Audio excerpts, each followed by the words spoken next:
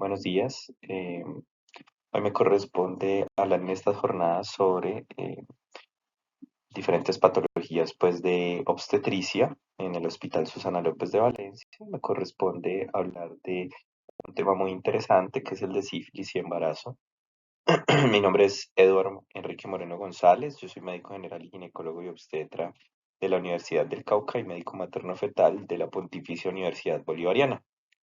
A manera de introducción, pues vamos a ver que la sífilis es una enfermedad sistémica eh, muy compleja, que es producida por una espiroqueta llamada Treponema pallidum, que tiene una elevada capacidad de invasión y una dificultad para poder nosotros realizar cultivo o aislamiento de ella. Es conocida como la gran imitadora, la gran impostora, y esto tiene que ver con las variadas manifestaciones clínicas que puede presentar la enfermedad. Se presenta pues como de transmisión sexual, también genera una transmisión a través placentaria y esa es la importancia pues que le damos nosotros desde el punto de vista perinatal. El diagnóstico se realiza mediante la detección del treponema de su ADN en muestras obtenidas del paciente, lo cual no es lo más frecuente y si lo es, hacer el diagnóstico mediante análisis de aspectos históricos. Hay una hipótesis de la formación de la enfermedad que es conocida como la del Nuevo Mundo, en la que se han encontrado indicios que los españoles, al llegar acá en la época de la conquista, llevaron la enfermedad desde las Américas hasta el continente europeo. Aparentemente no hay datos de esta enfermedad previa a la época de la conquista en Europa. Eso por un lado. Por otro lado, se ha encontrado que en algunos primates del África hay infecciones por espiroquetas, eh, por treponemas, que tienen unas características muy similares a la infección que se da en los humanos por sífilis. Entonces se considera que esta infección podría ser una zoonosis. Y ya en cuanto a la expansión de la enfermedad en Europa, pues lo que se encontró es que en una invasión que realizaron los franceses a Italia, en la que iban algunos mercenarios españoles, pues ellos llevaron la infección hacia Italia y hacia Francia inicialmente y posteriormente hacia Italia y de ahí hacia toda Europa. Entonces, aparentemente, desde el punto de vista histórico, es como eso lo que ha sucedido con la enfermedad. Su nombre fue dado por Frascatoria en un poema épico en el año de 1530. También dentro de los puntos históricos a resaltar está la prueba de Wassermann. En esta prueba básicamente lo que se hizo fue usar extractos de hígados de fetos con sífilis como antígenos para realizar una prueba de fijación del complemento. Y ese fue como el paso inicial para todas las pruebas diagnósticas serológicas que tenemos, pues como en este caso. También muy importante, cuando aparece, pues gracias al doctor Fleming, la penicilina, que es quien ha permitido un tratamiento adecuado de la infección por sífilis. En cuanto a la etiología, quien genera la infección es el treponema pálido. Existen algunas trepanomatosis endémicas o no venéreas como la trambesía, el vejel y la pinta, pero es el treponema pálido en el único que logra atravesar la barrera placentaria y la hematoencefálica, por eso es la importancia pues, que le damos a esta infección, que viendo ya su formación como estructural, vemos que está formado por unas ondulaciones planas con una longitud de 10 a 20 micrómetros y un diámetro de 100 a 200 nanómetros, que es de replicación lenta, aproximadamente unas 30 horas para su duplicación, con poca resistencia a la desecación, a las altas temperaturas y a la presión de oxígeno. Entonces esto genera que, como ya lo hemos visto y hemos dicho antes, es mucho más difícil poder aislar a este microorganismo. Por otro lado, es bastante pequeño y esto hace que sea muy difícil verlo en el microscopio de luz y por eso el diagnóstico se hace en el microscopio de campo oscuro. Ahora vamos a hablar de la epidemiología.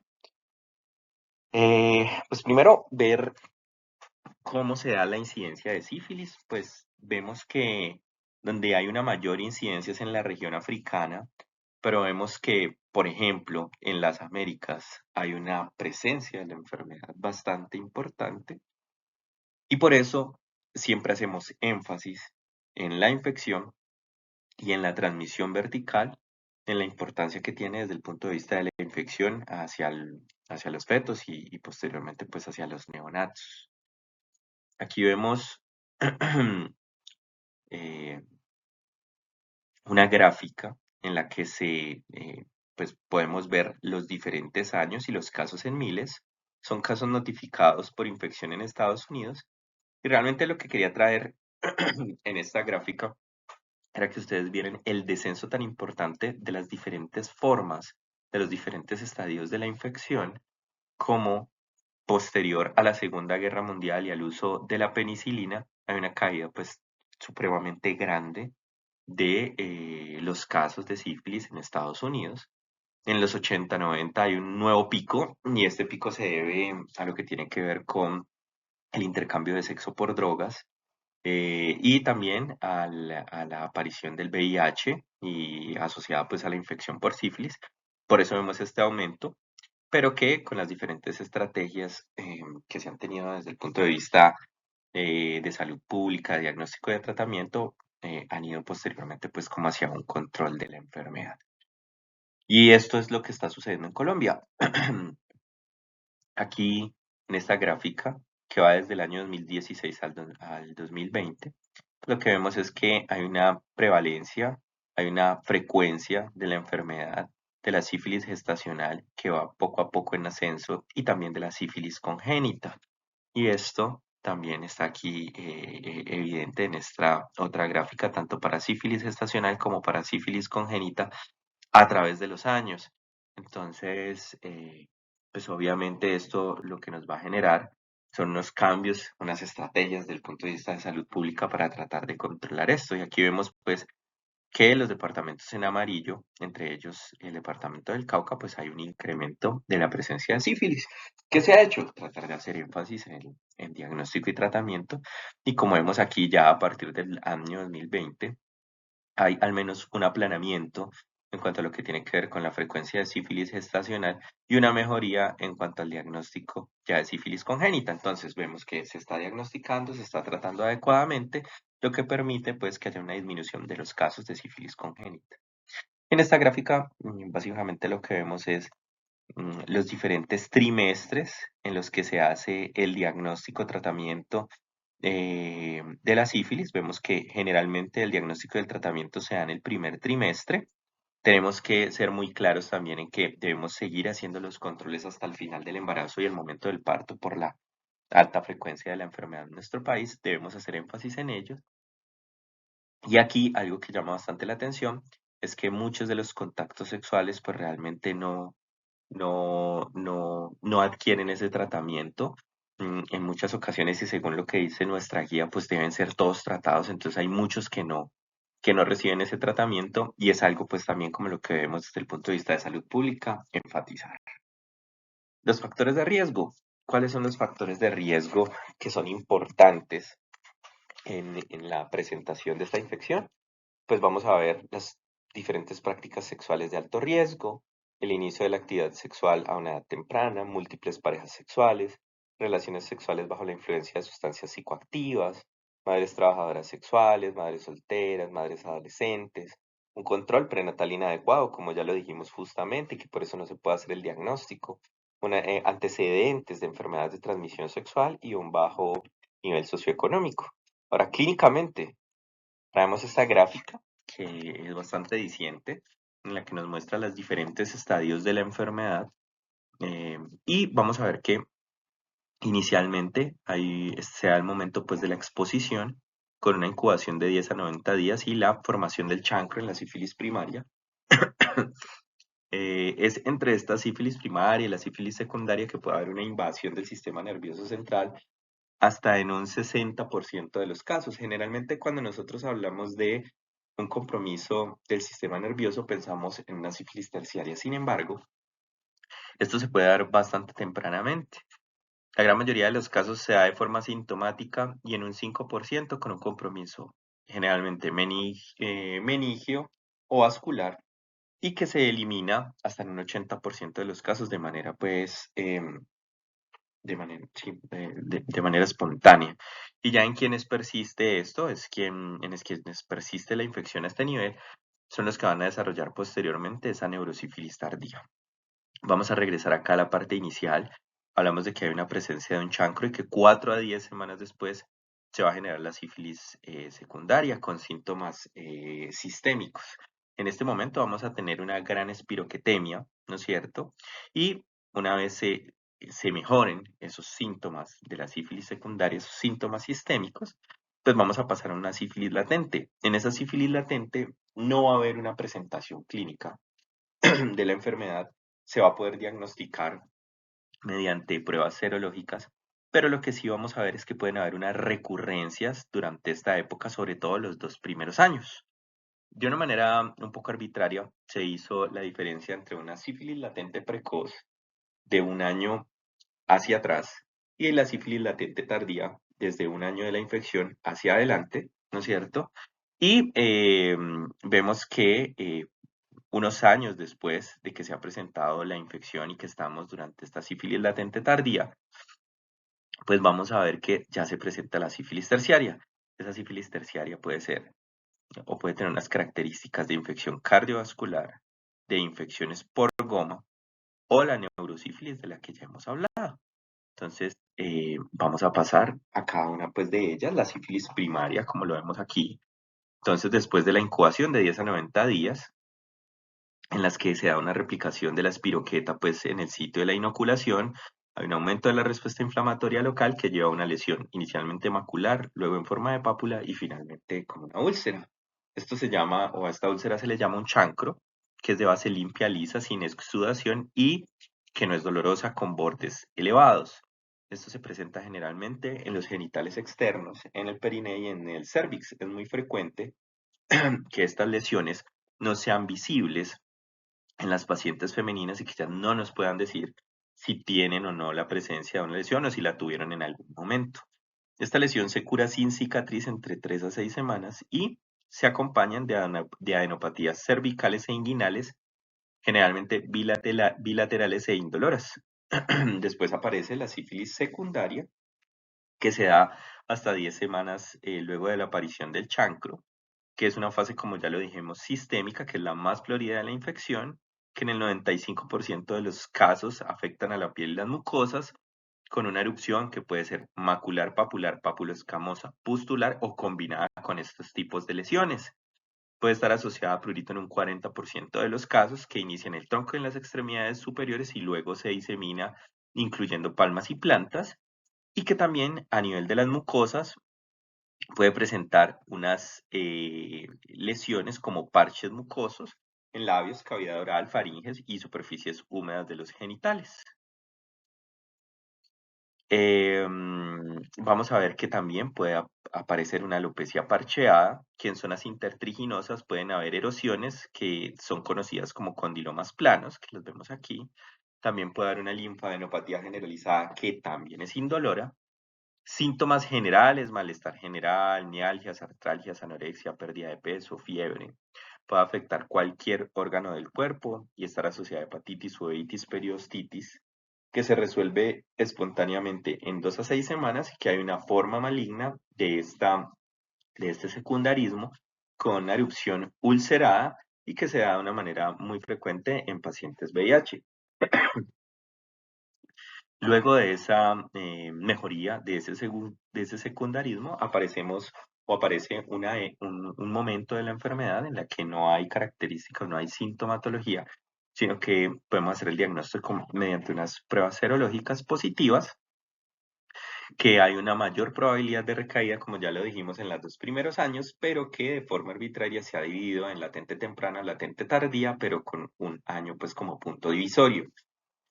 En estas recaídas va a haber un compromiso mucocutáneo, generalmente asimétricas y que están limitadas a boca, genitales y ano. Y que en algunos episodios también que puede haber de espiroquetemia silente se puede dar la infección a nivel placentario. Em, en cuanto ya a la sífilis terciaria, muchos años después de que se ha dado la infección inicial, vamos a ver que esta forma de presentación se da como un proceso inflamatorio y destructivo que puede afectar a cualquier órgano y que se da, como les digo, entre los 5 y 30 años incluso de la lesión inicial. Se da en el 40% pues, de los pacientes con sífilis no tratada. Es poco común en una población en edad reproductiva y es poco común verlo en la actualidad debido a la facilidad que tenemos en el diagnóstico y al tratamiento que realmente es excelente con las medicaciones que tenemos en la actualidad. Y que tenemos tres características que son la gomosa, la cardiovascular y la neurosífilis. En la gomosa básicamente es una reacción inflamatoria crónica del sistema inmunológico intentando eliminar pues las espiroquetas, también en la gomosia y en la cardiovascular, y cuando hay una coinfección con VIH, pues vamos a ver que los síntomas de las infecciones tempranas se prolongan y que hay una progresión más rápida hacia la sífilis terciaria. Aquí lo que podemos ver es una ortitis sifilítica en esta gráfica que tenemos acá. Y cuando hablamos ya de neurosífilis, pues vemos que se puede dar, como ya lo dijimos, en cualquier momento pues, de la infección, que en la temprana hay un compromiso más vascular y meningio, y en la tardía vamos a ver que hay presencia de tabes dorsal, de paresia, de pupilas de Argyll-Robertson y de demencia. Es un problema más como parenquimatoso. Entonces, desde el punto de vista ya de la transmisión vertical, la más frecuente es la transmisión o la infección transplacentaria, pero también se puede dar de forma intraparto cuando hay lesiones genitales y también se puede dar no mediante específicamente la leche materna, porque no hay una contraindicación y no se da la infección por esta, sino que si hay una lesión a nivel mamario y el niño pues está amamantando, se puede dar pues una transmisión de esta manera. También cabe destacar que la transmisión va a depender del estadio de la enfermedad y de la espiroquetemia. Aquí vamos a ver que dependiendo de los títulos, si el título es mayor o igual a 1 en 8, la probabilidad es del 25%. Y cuando está por debajo de ese 1 en 8, la probabilidad es del 4%. Entonces, va a depender, entonces, ¿no es cierto?, de los títulos que nosotros tengamos en el momento de hacer el diagnóstico, pero además del momento o de la clasificación de la infección. Y lo que vemos en los diferentes textos es esto. A medida que la infección es más temprana, la probabilidad de infección va a ser mayor.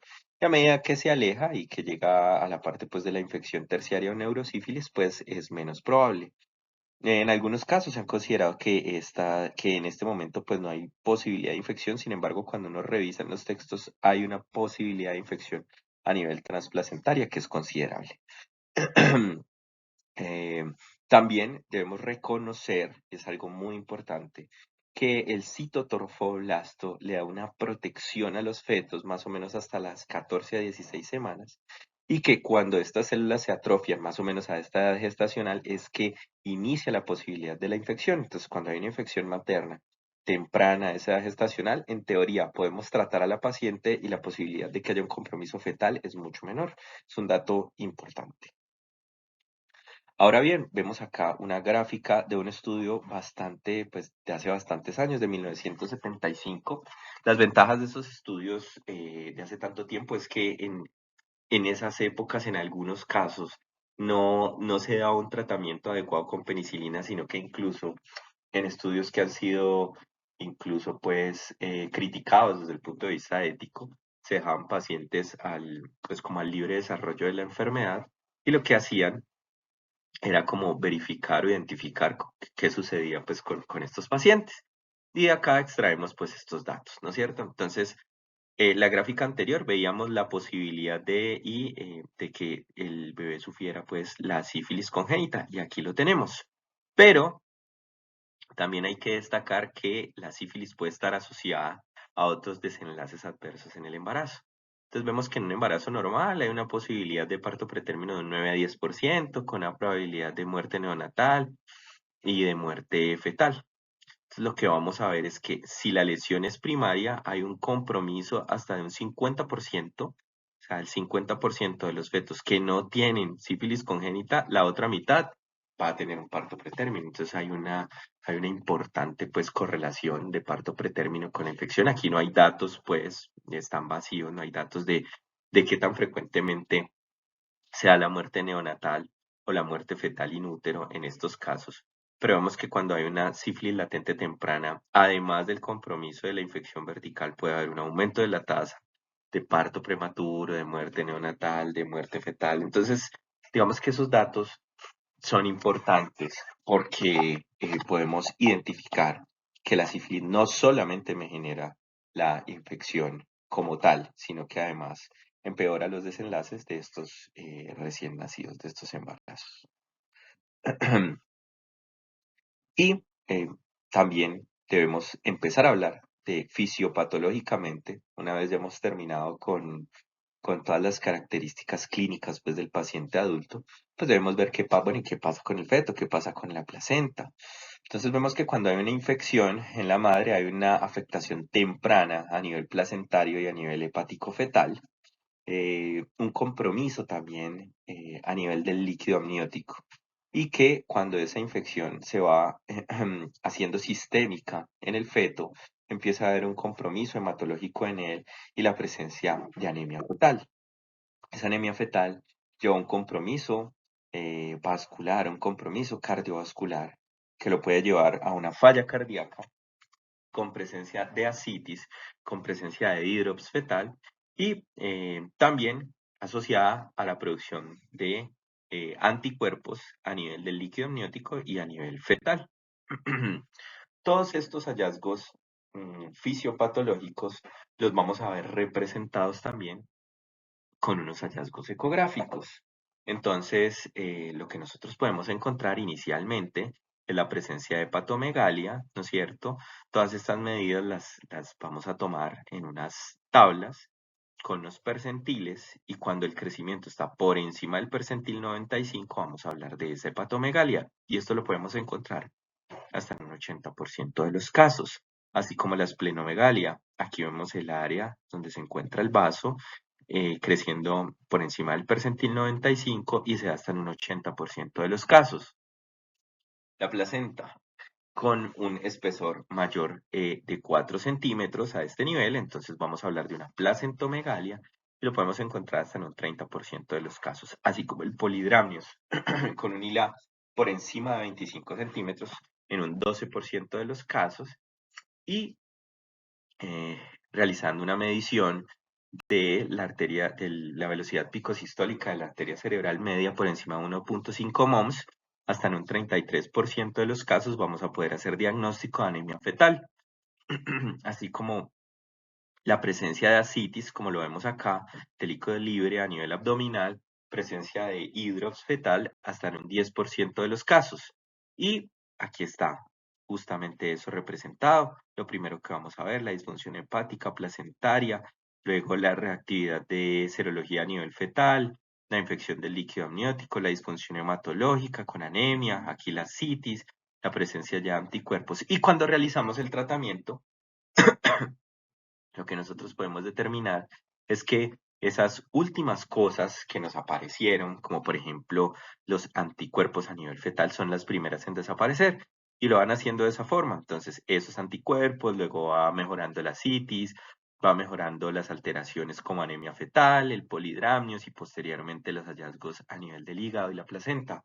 Entonces, miren que cuando nosotros hacemos el seguimiento de estos fetos, además del seguimiento serológico, también desde el punto de vista ecográfico podemos encontrar algunas diferencias y algunos hallazgos que nos hacen pensar o darnos cuenta que el manejo está siendo el adecuado. Y cuando damos el tratamiento con penicilina, que como sabemos es curativo en la gran mayoría de los casos para los fetos, pues vamos a ver una disminución del riesgo de sífilis congénita hasta en un 97%, de muerte fetal en un 82%, de parto pretérmino en un 64%, de muerte ya neonatal en un 80%, y debemos definir que el tratamiento que realizamos a la madre es óptimo también para el feto durante la gestación. Ahora, ¿qué riesgos tenemos nosotros o cuáles factores nos harían pensar a nosotros que pueda haber un compromiso fetal persistente? Pues lo primero es que si los títulos no troponémicos son muy altos en el momento del tratamiento y cuando la paciente llega pues al parto. Si el nacimiento se da de forma prematura, si la infección la encontramos en una etapa temprana, es decir, una sífilis primaria, secundaria, ¿no es cierto? si el intervalo entre el tratamiento y el parto es corto, es decir, si pasan menos de 30 días entre el tratamiento y el parto. Y en este momento vamos a proceder a hablar de las pruebas diagnósticas. ¿Qué dificultades presenta el diagnóstico de la sífilis? Lo primero, como lo dijimos hace un rato, hay una dificultad para poder cultivar este microorganismo en fuegos artificiales. Debemos hacerlo mediante una detección directa en muestras del paciente, lo cual, como ya lo explicamos, no es tan frecuente y lo que usualmente nosotros vemos es que realizamos un diagnóstico en pacientes totalmente asintomáticas en una fase latente. Entonces, esto sería lo primero, la detección directa en estadios tempranos de la enfermedad o mediante la infectividad en conejos.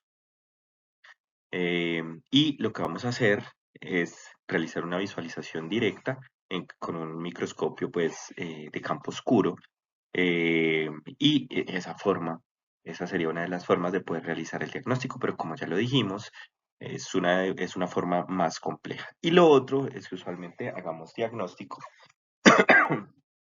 mediante pruebas serológicas.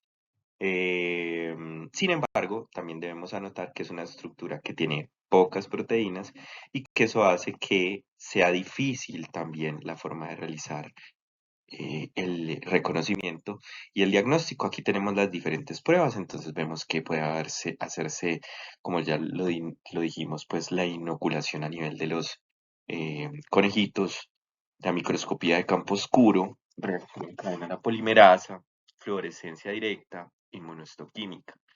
Y ya con más frecuencia, el diagnóstico mediante pruebas serológicas, tenemos las pruebas no treponémicas como la RPR, el BRL, y las pruebas treponémicas como tenemos las pruebas rápidas, que es los que hacemos según nuestra guía, pero también tenemos otras técnicas como la microhemaglutinación, la quimiolucencia, el inmunohistoquímico.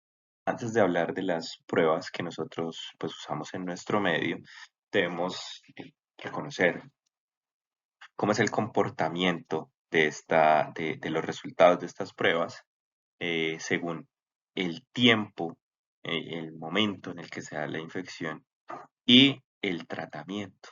Entonces, una vez nosotros tenemos, o sea, la infección, eh, posteriormente va a aparecer primero como positiva o como reactiva una prueba, una prueba de anticuerpo treponémico, que es esta que vemos acá en color rojo, que se va a mantener a través de los años y que va a ser positiva durante el resto de la vida.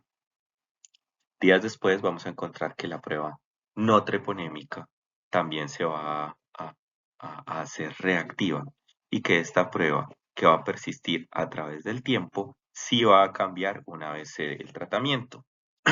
¿Qué pasa si la paciente no recibe tratamiento? Pues que con el pasar de los años y debido a una disminución de esa respuesta inmunológica, esa respuesta inflamatoria, esa prueba no treponémica puede hacerse negativa o no reactiva con el pasar del tiempo, a pesar de no haber recibido tratamiento. Y en esa prueba no treponémica, en caso de recibir el tratamiento, pues hay tres opciones que van a pasar, no de manera inmediata, que va a tener unos cambios, no de manera inmediata, sino que incluso van a pasar meses hasta encontrar ya una respuesta. Eso lo vamos a ver posteriormente cuando hablemos de un tratamiento adecuado o no de la infección. Entonces, hasta en un 22% puede haber una cero reversión, es decir, que pasa de una prueba no treponémica reactiva a hacerse una prueba no reactiva. Pero en otros casos, a pesar de que esa prueba siga siendo reactiva, va a tener unos criterios de curación serológica hasta en un 80% de los casos. Y por el contrario, hasta en un 11.5% de los casos vamos a ver que no hay una respuesta serológica, ya sea por un aumento de las diluciones o porque no hay una disminución adecuada de las diluciones expresadas en el tiempo según el momento de la infección en la que se haya realizado el diagnóstico. Entonces, más adelante vamos a tratar de identificar cuándo una paciente ha sido tratada de forma adecuada y cuando una paciente no ha cumplido los criterios para recibir un tratamiento considerado como adecuado. Aquí vemos las diferentes pruebas y los diferentes estudios serológicos, ¿no es cierto? Tenemos las pruebas treponémicas y las pruebas no treponémicas. Las pruebas treponémicas que pueden ser manuales automatizadas, las rápidas, que son las que usamos nosotros según la guía colombiana, que son básicamente anticuerpos específicos contra el treponema pálido. Mientras que en las pruebas no treponémicas nosotros tenemos a la mano el BRL y el RRPR, son anticuerpos que muestran una reactividad del suero de pacientes infectados a un antígeno de cardiolipina, colesterol y lecitina. Como es algo que no es específico del treponema pálido, podemos encontrar hasta unos falsos positivos en un 2 a un 5%. Y aquí hablando de cada una, ya, tanto de las pruebas no treponémicas como de las pruebas treponémicas, pues vemos que las pruebas no treponémicas, además de permitirnos hacer el diagnóstico, también nos permite controlar la eficacia del tratamiento, que son pruebas baratas, sencillas de hacer, que el resultado se puede encontrar muy rápidamente en 15 minutos, con una sensibilidad que va del 71 al 100% según el estadio de la enfermedad, que tiene una especificidad del 98%, que podemos encontrarle falsos positivos, ya sea por una reacción cruzada en diferentes condiciones agudas o crónicas, y que también pueden haber falsos negativos debido a un efecto prosona o a una respuesta inflamatoria disminuida en casos más tardíos, que lo vimos en una de las gráficas anteriores. Los falsos positivos pueden estar dados por todas estas causas infecciosas, desde leptospirosis, lepra, malaria, tuberculosis, las otras infecciones por trepanomatosis que no son de transmisión sexual, ¿sí? Y otras causas no infecciosas, entre las cuales tenemos el embarazo. El mismo embarazo puede generar que esa prueba sea reactiva a las drogas endovenosas, en la enfermedad del tejido conectivo, enfermedades hepáticas, mieloma múltiple, transfusiones y cáncer. Y los falsos negativos, aquí entramos a un punto bastante importante, pueden estar dados por el efecto Prosona. ¿Qué es el efecto Prosona? Cuando hay títulos no treponémicos que son demasiado elevados, ellos, como una reacción que se da de manera pues bastante llamativa, puede dar lugar a unas reacciones negativas debido a esa gran cantidad o a esos títulos, a esa reacción tan excesiva. Por esta razón es una recomendación cuando se hacen este tipo de pruebas siempre hacer muchas diluciones, al menos 16 diluciones, tratando de que aparezcan reactivas después de haber hecho muchas más diluciones, pues con una reacción mucho menor, que se puede encontrar hasta en una, sobre todo cuando hay una infección de sífilis asociada a una infección por VIH, y como ya lo dijimos, pues que todo esto está dado por un exceso en la respuesta de los anticuerpos. Em, Vemos que en el 30% de pacientes con sífilis primaria, donde la respuesta es mucho mayor, pueden tener pruebas no treponémicas negativas, siendo falsamente negativas. Y que por el otro lado vamos a las pacientes que eh, tienen una infección más antigua y que debido a esa disminución de la respuesta inflamatoria, como por ejemplo en sífilis terciaria, las pruebas no treponémicas pueden resultar también negativas. Entonces, este es un dato importante queriendo hablar de los falsos negativos de las pruebas no treponémicas. Ahora procedemos a hablar de las pruebas treponémicas. Son altamente sensibles y específicas, pero con una incapacidad para determinar la actividad de la enfermedad. Entonces, con ellas podemos hacer diagnóstico, mas no seguir la respuesta al tratamiento. Son positivas durante toda la vida. Siempre deben realizarse cuando haya sospecha de sífilis primaria, ya que primero vamos a encontrar que ellas se hacen reactivas antes que las pruebas no troponémicas, y que deben realizarse cuando haya sospecha también de sífilis terciaria, ya que podemos encontrar pruebas no treponémicas no reactivas por esa disminución de la respuesta inflamatoria. Estas son las diferentes formas en las que podemos hacer diagnóstico de sífilis durante el control prenatal. Entonces, una forma es hacerlo mediante un esquema tradicional y otra hacerlo mediante un esquema reverso. Por ejemplo, la CDC recomienda hacer cualquiera de los dos. Realmente lo que sí recomienda es realizarlo dentro de una guía organizada y siempre que todos lo hagamos de una manera similar. Acá en Colombia se eligió hacerlo de una forma reversa. Entonces, vamos a encaminarnos más como hacia este lado, ¿no es cierto? Entonces, lo primero que le vamos a solicitar a una paciente durante el control prenatal es una prueba treponémica. Aquí ellos recomiendan hacerlo con unas técnicas diferentes. Nosotros lo que utilizamos es una prueba rápida. Si la prueba es negativa, pues descartamos la infección. Si es positiva, pues ellos acá en esta gráfica lo que nos recomiendan es saber si la paciente recibió o no previamente tratamiento. Pues teóricamente no eso debería hacerlo desde el inicio, ¿no? Pero digamos que ellos lo preguntarán inicialmente y lo preguntarán nuevamente después. Si la paciente no ha tenido un tratamiento previo, pues debe iniciar manejo de forma inmediata. Si ella recibió tratamiento previamente, se le tendrá que hacer una prueba no treponémica RPR o ERL. Si esta prueba es positiva, se deberá tratar como una reinfección y si esta prueba es negativa, pues básicamente lo que ellos consideran es que si ella recibe un tratamiento previo, es una cicatriz y no debe requerir tratamiento.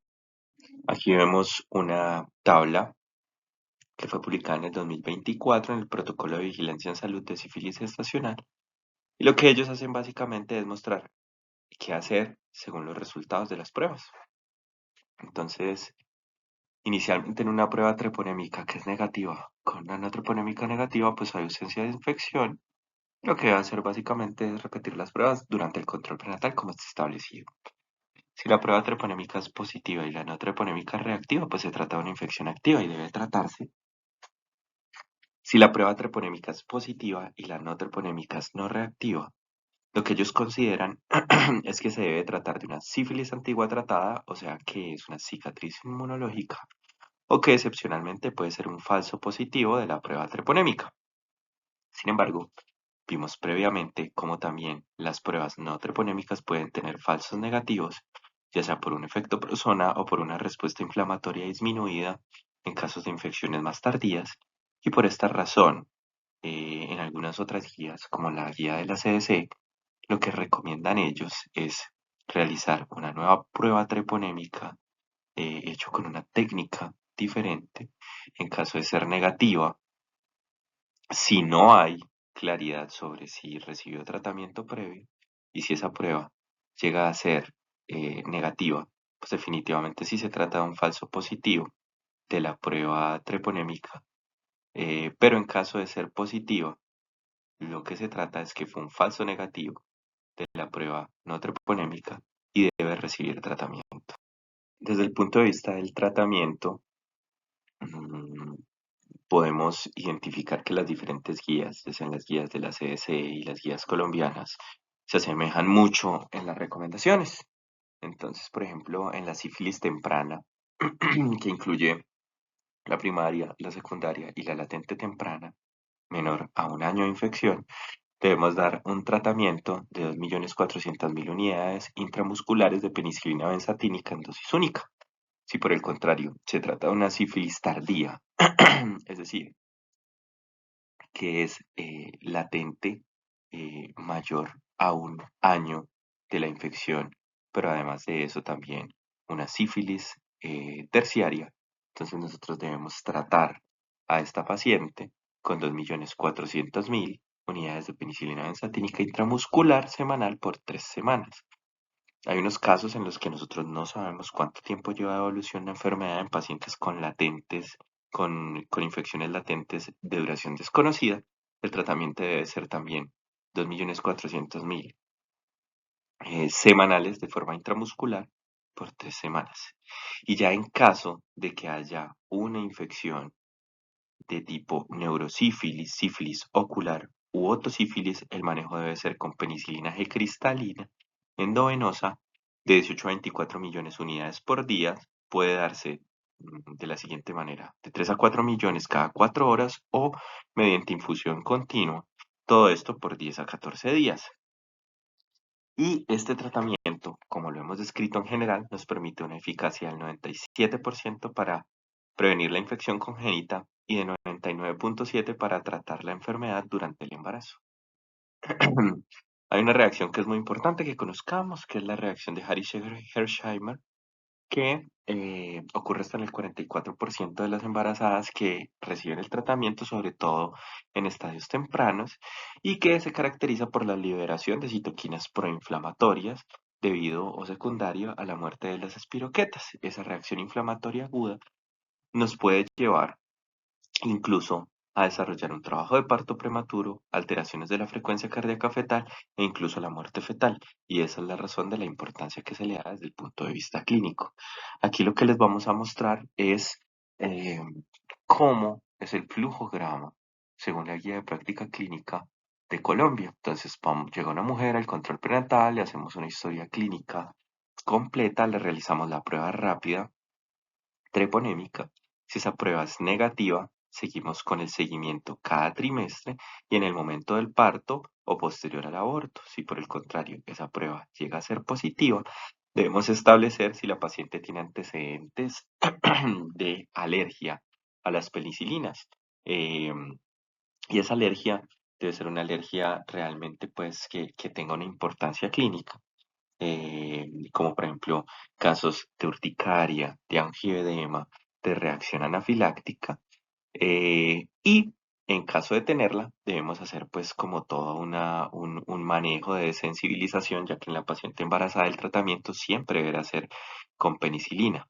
No debemos hacer pruebas de sensibilidad, sino que debemos preguntar a la paciente si tiene antecedentes o no de alergia. Si la tiene, realizamos la desensibilización. Y si no la tiene, debemos dar el tratamiento según el estadio de la enfermedad que ella tenga. Iniciamos el tratamiento y solicitamos de inmediato la prueba no troponémica, sea PRL o RPR. Si esa prueba llega a ser positiva, pues continuamos el tratamiento, como ya lo dijimos, según el estadio de la sífilis. Y si esa prueba llega a ser negativa, ya tenemos que entrar a hacer un análisis de cuál es la posible causa de de ese resultado de la prueba negativa. Y el seguimiento, y esto es muy importante, el seguimiento post-tratamiento debe ser trimestral, debe ser mínimo después de 8 semanas de haber recibido el tratamiento, con la misma prueba no treponémica, siempre con la misma prueba para evitar de pronto confusiones con los resultados de las diluciones de las diferentes pruebas no treponémicas. ¿Cómo realizamos la desensibilización? Entonces la vamos a hacer con un medicamento de penicilina B potásica en suspensión oral que viene de 250 miligramos en 5 cc, y todos esos 5 cc vamos a tener 400.000 unidades. O sea que por cada cc vamos a tener 80.000 unidades del medicamento. Esa desensibilización la vamos a hacer con 14 dosis y cada una la vamos a dar cada 15 minutos con 3 tipos de mezclas. La primera es un cc de la penicilina, ¿no es cierto? Ese cc con 80.000 unidades lo vamos a mezclar con 79 cc de agua y lo vamos a ir dando en diferentes concentraciones. Posteriormente vamos a hacer otra mezcla de 2 cc con 14 cc de agua y vamos a dar otras dosis cada 15 minutos. Y posteriormente vamos a dar la solución de que viene directamente en el medicamento. Vamos a dar otras dosis hasta lograr una dosis total que se considere pues la dosis de sensibilización, y posteriormente vamos a poder dar el manejo con penicilina a esta paciente después de la desensibilización. En cuanto al manejo de las parejas, en algunas guías lo que recomiendan es dar el tratamiento según el tiempo de exposición y según el estadio de la enfermedad. Sin embargo, en la guía colombiana lo que se recomienda es dar el tratamiento a todas las parejas evitando las barreras para que ellos reciban un tratamiento adecuado, sobre todo porque nuestro país tiene una alta incidencia de la enfermedad. Entonces, no debemos hacer pruebas diagnósticas y debemos tratarlos a todo. ¿Y cómo debemos tratarlos? Con 2.400.000 unidades de penicilina benzatínica semanal intramuscular por 3 semanas. Y si hay alergia, debemos manejarlos con doxiciclina. Ahora, ¿cómo debemos realizar este seguimiento? Este seguimiento lo debemos hacer, como ya lo dijimos, cada 3 meses. Consideramos, con una prueba no troponémica, consideramos que el tratamiento es adecuado cuando hay reversión, es decir, pasa de una prueba eh, reactiva a una prueba no reactiva, o cuando hay una disminución de dos diluciones en el seguimiento de esta prueba no treponémica. Por el contrario, hablamos de fracaso del tratamiento o de reinfección cuando hay un aumento de dos diluciones en el seguimiento de la prueba no treponémica o cuando no hay una disminución adecuada. Si la sífilis es primaria y secundaria, si no hay una disminución de dos diluciones en 6 meses de tratamiento, o si es una sífilis latente de duración desconocida, cuando hay una disminución de dos diluciones en 12 meses de tratamiento. Esto es muy importante porque en algunas ocasiones uno puede llegar a ver que se hace el seguimiento con la prueba no treponémica y se consideran fallas en el tratamiento con un tiempo menor al establecido. Entonces, ese puede ser un error en el momento de considerar cuando una paciente está recibiendo un tratamiento adecuado. Si tenemos dudas, siempre va a ser prudente errar para el lado del sobretratamiento, pero debemos tener muy en cuenta estos ítems para poder saber cuando la paciente está bien tratada o no. Esto era todo. Les agradezco a todos la atención prestada.